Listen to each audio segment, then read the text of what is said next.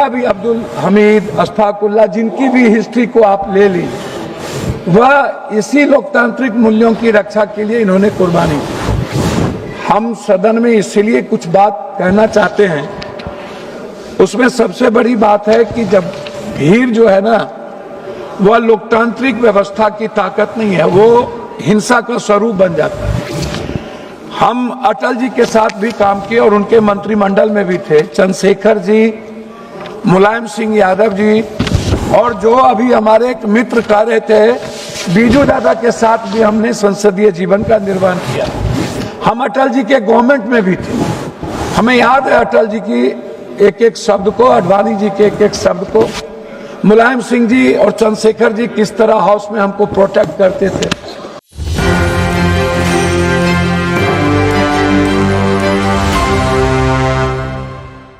देखिए, लोकसभा में अविश्वास प्रस्ताव को लेकर के माहौल काफी गर्म है।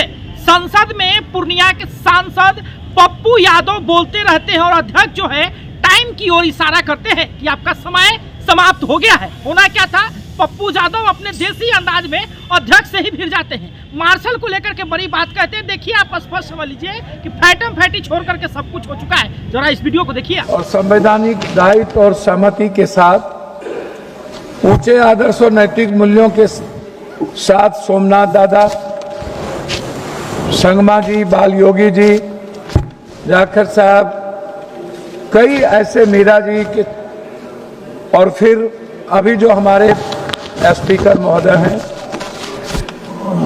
या किसी व्यक्ति विशेष के खिलाफ सहमति और असहमति का सवाल नहीं है। देश के 145 करोड़ लोगों के संघर्ष और उसकी आवाज, जो सबसे दुनिया की सबसे ऊंचे सदन, जहां ना जाने अनंत हजारों सैकड़ों वीर गाथाओं की कुर्बानी और संघर्ष का प्रतीक है। चाहे तिलका मांझी हो, भगवान बिरसा मुंडा हो, सिद्धू कानू हो, लोरिक हो, अल्लाह रुदल हो, बाबा साहब अम्बेडकर हो, चाहे वो संत रविदास हो, कबीर हो, चाहे दुनिया के जितने इतिहास, भगत सिंह, चंद्रशेखर जी, जिनका भी अब्दुल हमीद, अशफाकुल्ला, जिनकी भी हिस्ट्री को आप ले ली, वह इसी लोकतांत्रिक मूल्यों की रक्षा के लिए इन्होंने कुर्बानी की। हम सदन में इसलिए कुछ बात कहना चाहते हैं, उसमें सबसे बड़ी बात है कि जब भीड़ जो है ना, वह लोकतांत्रिक व्यवस्था की ताकत नहीं है, वो हिंसा का स्वरूप बन जाता है। हम अटल जी के साथ भी काम किए और उनके मंत्रिमंडल में भी थे, चंद्रशेखर जी, मुलायम सिंह यादव जी, और जो अभी हमारे एक मित्र कह रहे थे बीजू दादा के साथ भी हमने संसदीय जीवन का निर्वहन किया। हम अटल जी के गवर्नमेंट में भी थे, हमें याद है अटल जी की एक एक शब्द को, अडवाणी जी के एक एक शब्द को, मुलायम सिंह जी और चंद्रशेखर जी किस तरह हाउस में हमको प्रोटेक्ट करते थे। हाँ, मंत्रिमंडल में थे। आपको याद नहीं है, फेडरल डेमोक्रेटिक पार्टी मंत्रिमंडल में थे। आप जानते नहीं, आप आए कब? मेरे यहाँ भुज्जा खाते थे आप, आपको पता नहीं है? मेरे घर पर आकर के भुज्जा खाते थे आप। पप्पू जी लॉ मिनिस्टर थे।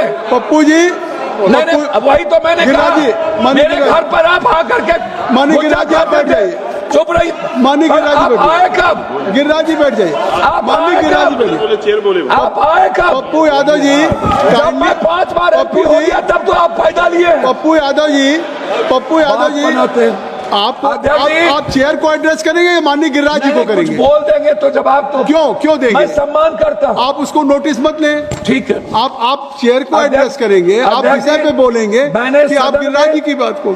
मैंने सदन में तेलंगाना के मुद्दों पर इसी जगह मिर्ची फेंकने को मैंने देखा था। मिर्च तेलंगाना राज के, हाँ जी, स्प्रे तेलंगाना राज के मुद्दों पर मैं इसी सदन में सोमनाथ दादा को न्यूक्लियर के सवाल पर उनकी पार्टी के द्वारा निष्कासित के बावजूद भी उनके वह वक्तव्य मुझे याद है। मुझे बाल योगी जी का वो वक्तव्य याद है जिसमें एक वोट से जब सहमति नहीं हो रही थी और कहा गया था कि जरूरी नहीं है कि इन आर्टिकल के तहत आप वोटिंग ना कराएं, बाल योगी जी बिल्कुल अटल हो गए और उन्होंने उस आर्टिकल के तहत वोटिंग करवाया गया और फिर अटल जी एक वोट से उस वक्त यहां पर मोशन गिर गया। तो आज क्या राय है आपकी? अब आप हमें एक बात बताइए, अटल जी ने स्वीकार किया, जो भी सदन के चेयर पर थे उन्होंने हमेशा नैतिक मूल्यों को और संवैधानिक दायित्व का विराट रूप से उन्होंने सहमति दी।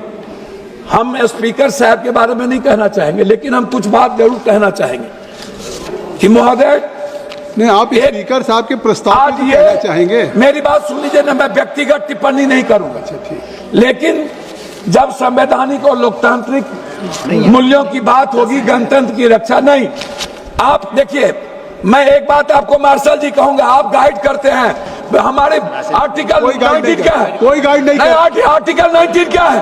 ये क्या बात है? लोकसभा के सांसद को आप गाइड करिएगा। कोई गाइड कर रहा है सर, ये गाइड करेंगे? कौन गाइड कर रहा है? गलत बात है। एसपी नहीं सर, अभी नहीं, गलत नहीं बात। गाइड कर सकते वो। अभी तक मैंने अभी मैं सिर्फ इतना एक कहना मिनट पप्पू जी सुन चाहूंगा, लीजिए, एक मिनट पप्पू जी सुन लीजिए। आसन को ये गाइड नहीं करेंगे। पप्पू यादव जी आप सुन लीजिए, 3 मिनट का समय था, जबकि 5 मिनट हो गए, तब भी मैंने अभी बैठने को नहीं कहा। फिर कौन गाइड कर रहा है?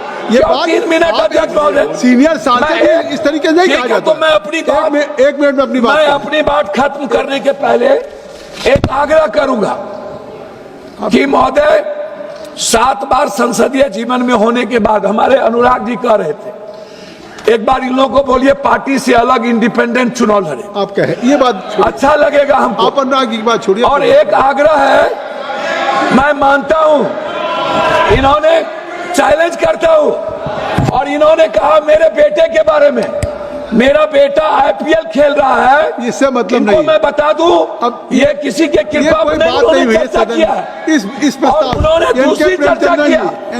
अध्यक्ष महोदय, दूसरी चर्चा उन्होंने मेरे बारे में यह किया। वो मैं और अवसर मिलेगा, और अवसर मिलेगा जब ये बात आप कहिएगा। आपको अभी डिमांड फॉर ग्रांट्स पे अवसर मिलेगा। क्रिकेट खेलने की बात यहाँ क्या करें? सर एक मिनट कंक्लूड कर दीजिए, अपनी बात कंक्लूड कर दीजिए। कि आडवाणी जी एक थे, हाँ कंक्लूड। लेकिन जब भी कोई प्रतिनिधित्व करने का मौका था तो अटल जी को सिंगल होने के बाद सदन और सत्ता पक्ष उनको मौका देते थे।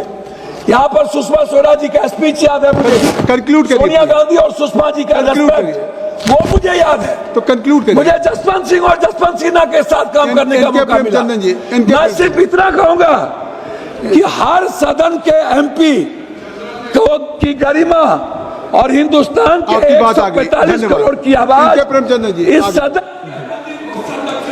धन्यवाद। देखिए, पूर्णिया के सांसद पप्पू यादव हैं, स्पष्ट तरीके से जब सदन में खड़े होकर के बोलते हैं, कभी डॉक्टरों पर सवाल उठाते हैं, डॉक्टरों की जो लापरवाही है उस पर सवाल उठाते हैं, कभी जो मेडिसिन मनमाने तरीके से बेचा जाता है उस पर सवाल उठाते हैं, और कई प्रकार के प्रश्न पूछते हैं। लेकिन लोकसभा के अध्यक्ष जब उनको समय की ओर इशारा करते हैं कि आपका समय समाप्त हो रहा है, तो पप्पू यादव गुस्सा जाते हैं, भड़क जाते हैं और पूरी बात जो है वो कह डालते हैं। मार्शल की खूब चर्चा होती है, वो कहते हैं कि बार बार सांसदों के बीच में मार्शल्स को क्यों लाया जाता है, मार्शल्स की क्या हैसियत है, हम लोग सांसद हैं, जनप्रतिनिधि हैं, जहां के लिए आवाज उठाना हमारा अधिकार है। ये तानाशाही वाला शासन आप मत कीजिए कि कोई सांसद बोलना शुरू करेगा तो आप मार्शल से पकड़वा कर उसको बाहर करवा देंगे। मार्शल की क्या हैसियत है, हम सांसद हैं, 7 बार के सांसद है, संसदीय जीवन हमारा 30 साल से ऊपर है, और आप मार्शल की धमकी हमें देते हैं।